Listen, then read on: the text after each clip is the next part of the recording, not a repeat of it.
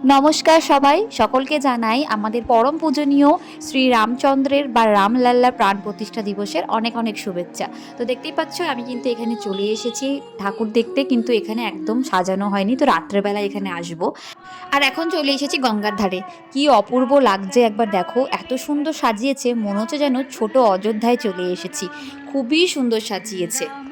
এই প্যান্ডেলটা বাইরে থেকে যত সুন্দর লাগছে দেখতে, ভেতরটাও ঠিক ততটাই সুন্দর। আর ভগবান শ্রী রামচন্দ্রের পেছনে যে ডেকোরেশনটা করেছে সেটাও কিন্তু চমৎকার লাগছে দেখতে, মনে হচ্ছে যেন অযোধ্যার রাম মন্দিরের মূর্তির মতোই বানানো। এই ঠাকুরটা করেছিল আমাদের সয়দাবাদে। সয়দাবাদ শ্রীশচন্দ্র স্কুলের পাশে রাস্তার ওপরেই করেছিল, কিন্তু ছোট্টর ওপর খুবই ভালো। সবকটা মণ্ডপের বা সবকটা ঠাকুরের আমি রাত্রেবেলাও কেমন লাগছিল সেটাও তোমাদের সাথে শেয়ার করব। এই ঠাকুরটা হয়েছিল নতুন বাজার মহাকালী পাঠশালা স্কুলের একদম উল্টো দিকে। এই যে এই জিনিসটা আমার এত প্রিয় যে কি বলবো, আর তাও যদি সেটা হয় শ্রী রামচন্দ্রের প্রাণ প্রতিষ্ঠা দিবসের উপলক্ষে। হ্যাঁ, দেখতেই পাচ্ছ এখানে সবাইকে কিন্তু রাস্তায় যারা যারা যাচ্ছে তাদেরকে সবাইকে একটা করে লাড্ডু দেওয়া হচ্ছে এই আনন্দে।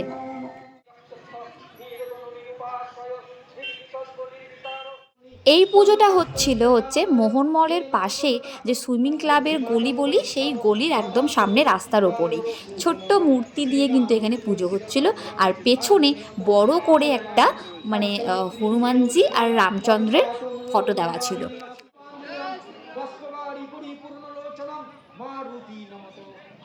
রাস্তায় বেরিয়ে তিলক থেকে শুরু করে লাড্ডু সব পেয়ে গেছি।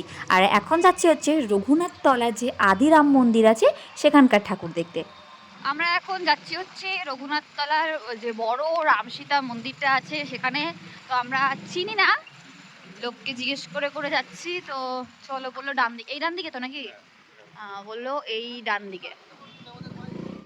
চলে এসেছি আমরা রাম সীতা মন্দিরে। দেখতে পাচ্ছ প্রচুর ভিড়, সবাই আজকে এসছে, আমরাও এসছি। জায়গাটা কিন্তু খুব সুন্দর, লোকেশনটা এরকম গাছগাছালি কিন্তু এখন আর দেখাই যায় না। আর এই হচ্ছে এখানকার মন্দির। তো চলো এবার ভেতরে গিয়ে দেখা যাক।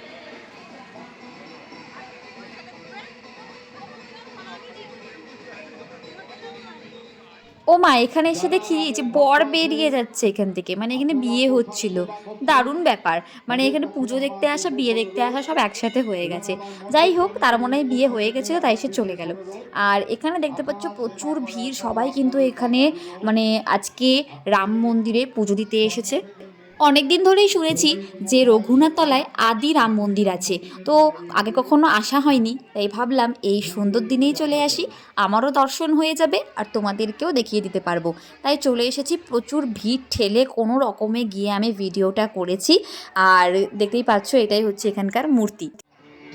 আজকের এই শুভ দিনটির উপলক্ষে কিন্তু এখানে খাওয়া দাওয়ার আয়োজন করা হয়েছে। দেখতেই পাচ্ছ প্রচুর লোক কিন্তু বসে পড়েছে খেতে, আর আরও প্রচুর লোক অপেক্ষা করছে।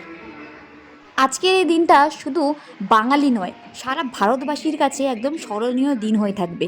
কত কত বছর পর শ্রী রামচন্দ্র তার জন্মভূমি অযোধ্যাতে ফিরছেন, এটা কি কম আনন্দের কথা, তাই না? এত এত বছর পর কিন্তু এটা সম্ভব হয়েছে। তো যাদের জন্য সম্ভব হয়েছে তাদেরকে অনেক অনেক ধন্যবাদ এই মানে দিনটা বা এই অনুভূতিটা আমাদেরকে দেওয়ার জন্য।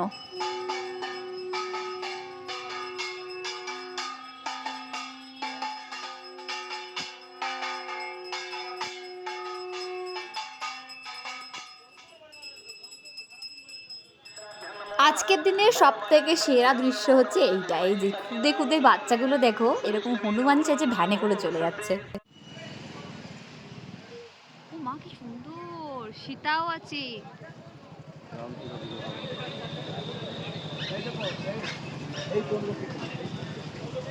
একটু কেটে দেন না দাদা।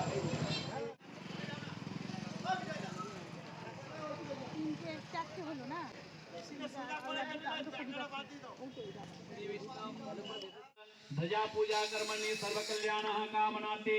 ओम नमः गदेन गदेस्त्राय, ओम नमः गदास्त्राय, नमो नमः श्री रामचंद्राय, नमो नमः। चार जुगे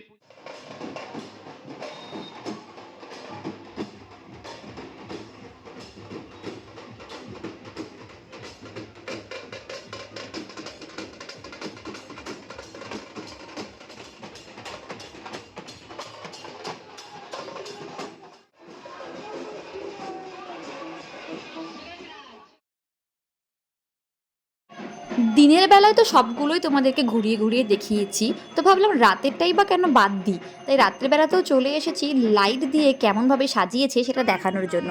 তো প্রথমেই চলে এসেছি এই জায়গাতেই যেখান থেকে শুরু করেছিলাম। দেখতে পাচ্ছ ভীষণ সুন্দরভাবে সাজিয়েছে, তখন কিন্তু এটা সাজানো হয়েছিল না, তাই আমি রাত্রেবেলাতেই এসেছি। ভীষণ ভীষণ সুন্দর লাগছে, আর ডেকোরেশনটাও খুব ভালো। আর ছোট্ট একটা শ্রীরামচন্দ্রের মূর্তি, দেখতে বেশ ভালো লাগছে। আর একটা জিনিস দেখো তোমরা, এটাও বেশ অন্যরকম লাগছে, সেটা হলো এটা কিন্তু আমি এই প্রথম জায়গাতে দেখলাম, এর আগে কিন্তু একটা জায়গাতেও দেখিনি। শ্রীরাম লিখেছে ফুল দিয়ে। এটাও তোমরা দেখেছো, সকালবেলায় দেখিয়েছিলাম সয়দাবাদে যে ঠাকুরটা হয়েছিল সেটাই। আর রাস্তার ওই পারে লাইন, তার কারণ প্রসাদ বিতরণ চলছে। আর দেখতে পাচ্ছ ঠাকুরের গায়ে কিন্তু ইতিমধ্যে শাল চড়ে গেছে, কারণ ঠাকুরেরও তো ঠান্ডা লাগে।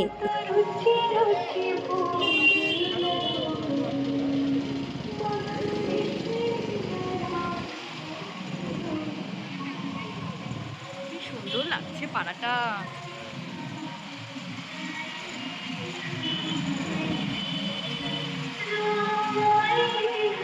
দেখ ওটা পাড়াটা, সারা পাড়াটা কি অমায়িক লাগছে, তাই না বলো তোমরা? মনে হচ্ছে যেন কালী পুজো চলে এসেছে। কালী পুজো যেমন টুনিবাল বলে, ঠিক সেরকম অসাধারণ লাগছে। আর ঠিক বাদিকেই কিন্তু আর একটা রাম মন্দিরে আমরা চলে এসেছি। এটা কিন্তু অনেকেই হয়তো জানে না যে এই গলির ভেতরে সয়দাবাদে কিন্তু একটা রাম মন্দির আছে। তো চলো আজকে সেই রাম মন্দিরের দর্শন করিয়ে নিয়ে আসি তোমাদের।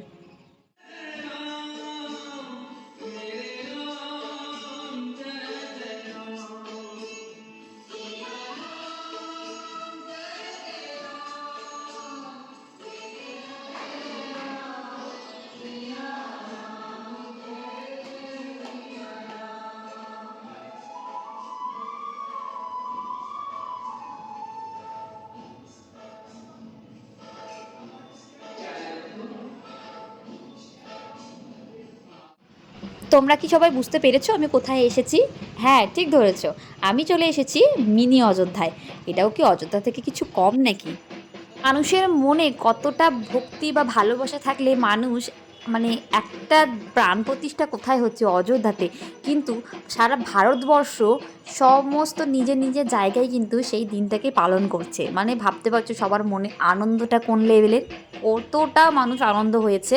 আর স্বাভাবিক হওয়ারই কথা, 500 বছর পর ঘরের ছেলে ঘরে ফিরেছে, মানে নিজের কি বলবো, জন্মস্থানে পৌঁছেছে। এটা অনেক বড় ব্যাপার।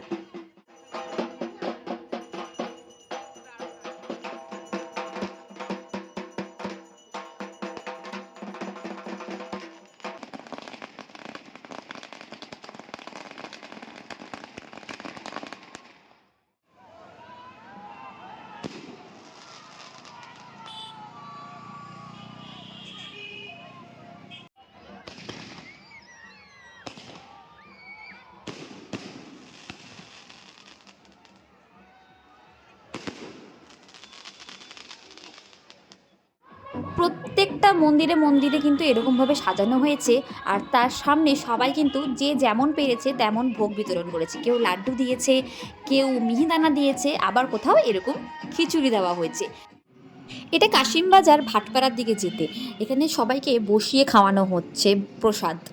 আর এখানকার মন্দিরটা তোমরা দেখো, প্রত্যেকটা জায়গায় একদম প্রদীপ দিয়ে সাজিয়ে তোলা হয়েছে। খুব খুব সুন্দর লাগছে দেখতে। কিছুটা দূর যেতেই চোখে পড়লো এই সুন্দর সাজানোটা। দেখো এখানে ফুল দিয়ে তীর্ধনুক সাজানো হয়েছে, আর ফুল দিয়েই ফুল সাজানো হয়েছে। ব্যাপারটা বেশ ভালো না? আর চলো পাড়াটা তোমাকে একবার ঘুরিয়ে নিয়ে আসি। সারা পাড়ায় সবাই এরকম দুই দিকে প্রদীপ জ্বালিয়ে সাজিয়ে তুলেছে, দারুণ লাগছে।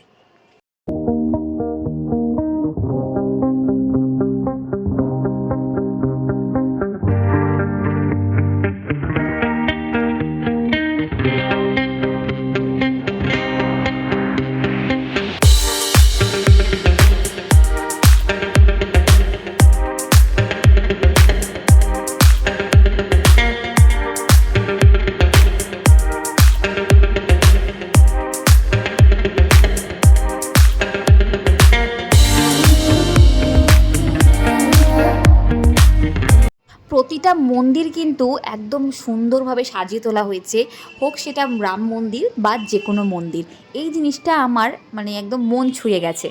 আমাদের পিএম বলেছিলেন যে শ্রীরামচন্দ্রের উদ্দেশ্যে সবাই যেন বাড়িতে একটা করে হলেও প্রদীপ জ্বালায়, তাকে আহ্বান জানানোর জন্য।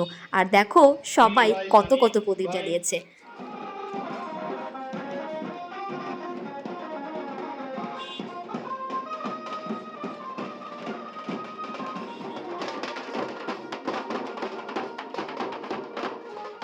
ভগবান শ্রীরামের কথা হবে আর তার পরম ভক্ত হনুমানজির কথা হবে না, এটা তো হতেই পারে না।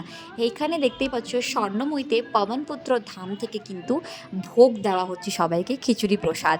কারণ তার প্রভুর আজকে প্রাণ প্রতিষ্ঠা দিবস বলে কথা। রাত্রেবেলা কাঁপতে কাঁপতে আমরা কিন্তু চলে এসেছি রঘুনাথতলার আদি রাম মন্দিরে।